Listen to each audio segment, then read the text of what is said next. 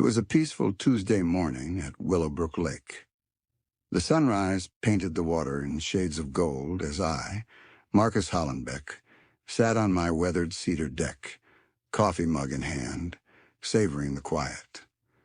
My cabin wasn't much. Simple planks, a modest dock. But it was everything to me.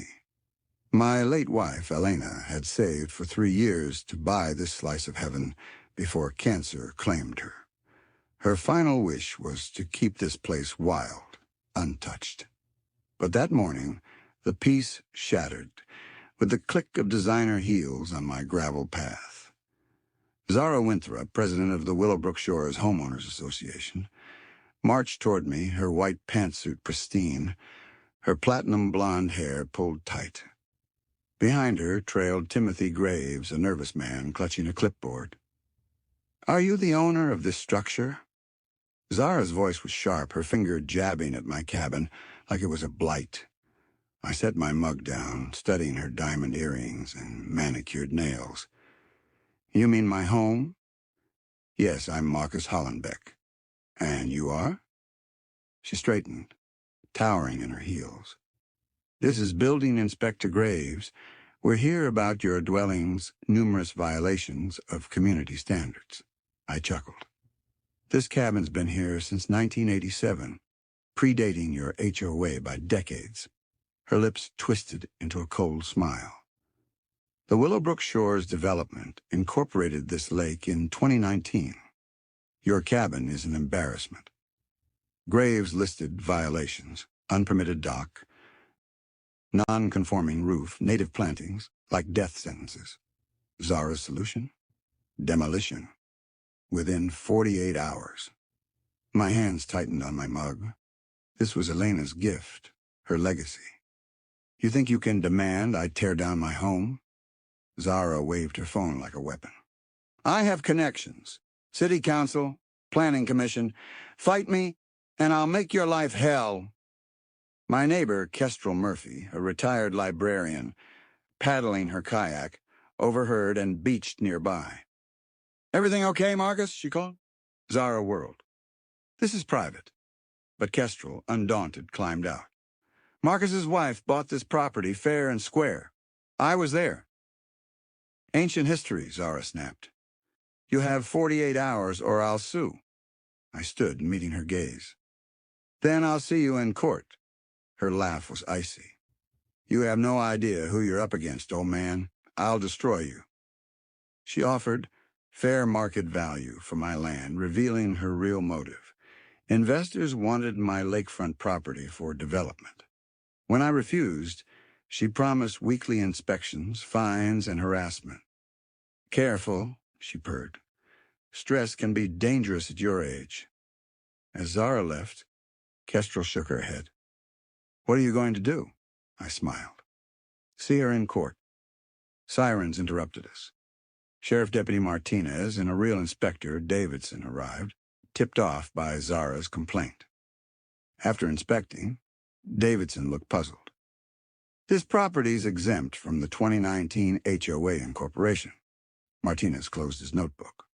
"No violations here." Zara's plan was crumbling. That evening, a text from an unknown number. You think you're clever, old man? Your shack will be gone by Christmas." Kestrel, seeing it, frowned. "This is harassment." I nodded, then confided, "I'm not just a retired nobody. I'm the county judge for the 3rd Judicial District." Kestrel's mug froze mid-air. She's got no idea what she's walked into. 2 days later, Zara's lawsuit arrived, an emergency injunction demanding demolition. Her legal team, Morrison Blackwell and Associates, was the state's priciest. But Thursday's hearing was on my docket. In the courtroom, Zara's confidence radiated as she entered with Jonathan Morrison. Then I took the judge's bench. Her smile vanished. "Good morning," I said. "Court is in session." Morrison moved for recusal, citing conflict of interest. I denied it. "Your client demanded an immediate hearing. She'll have it." Their case unraveled. Morrison hadn't checked that my property was exempt from HOA rules. Worse, Graves, Zara's inspector, was her uncertified cousin. Making false statements in an affidavit is perjury, I warned. Then I revealed the bombshell. The Hollenbeck Family Trust, established in 1892, owned 60% of Willowbrook Lake's developable land, including Zara's mansion lot. Gasps filled the gallery. But there was more. Miss Winthrop, are you familiar with Meridian Development Group? Her face paled. Kestrel's research showed Zara's family, tied to Meridian, was buying lakefront properties for a luxury resort. My trust's historical water rights blocked their plans. Worse, Meridian's past construction caused an algae bloom that killed Elena, my wife, 3 years ago. You threatened the man whose wife died because of your partner's negligence, I said, and the judge who'll ensure justice. I continued the hearing, ordering Zara to substantiate her claims or face perjury charges. Her team scrambled, discovering my trusts owned their law firm's building. Zara called desperate. A misunderstanding, Judge. Let's talk. Then she crossed the line, hinting Elena's death was an accident. I shouldn't blame. Kestrel uncovered Zara's maiden name. Meridian. She was family to the company that killed Elena. A final text arrived. Some accidents are preventable. Careful on your walks, Judge. I opened my safe, revealing a toxicology report. The lake wasn't just toxic, it was poisoned by Meridian's chemicals to clear the ecosystem for restoration. I called Agent Sarah Chen, FBI. By noon, EPA agents swarmed the lake, taking samples. That evening, Zara's brother-in-law, Senator Robert Meridian, arrived with enforcers offering to redirect investigations if I cooperated. Agent Chen stepped out, weapon drawn, arresting them for interfering with a federal case.